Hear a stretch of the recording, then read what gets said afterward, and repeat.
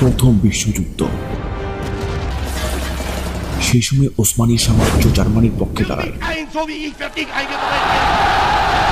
ঠিক তখনই ব্রিটিশরা এক চতুর ষড়যন্ত্র করে হযরত আলী রাদিয়াল্লাহু তাআলা আনহুর বংশধর শরীফ হুসেন বিন আলীকে সামনে এনে খিলাফতের বিরুদ্ধে দাঁড় করিয়ে দেয়।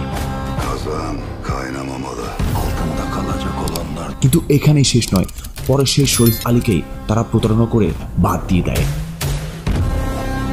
অন্যদিকে ওয়াহাবি মতাদর্শের প্রতিষ্ঠাতা মোহাম্মদ ইবনে আব্দুল ওয়াহাব ও সৌদি পরিবার একত্রিত হয়ে শরীফ আলীর বিরুদ্ধে যুদ্ধ ঘোষণা করে।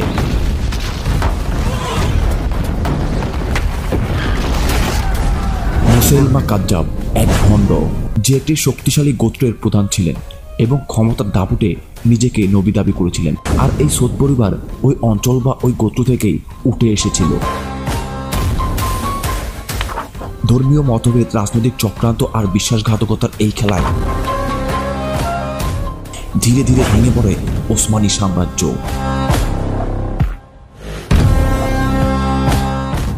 আসলে কিভাবে ঘটেছিল এই পতনের ইতিহাস, আর কিভাবে একটি পরিবারের নামে একটি রাষ্ট্রের জন্ম হলো, জানতে হলে ভিডিওটি শেষ পর্যন্ত দেখুন।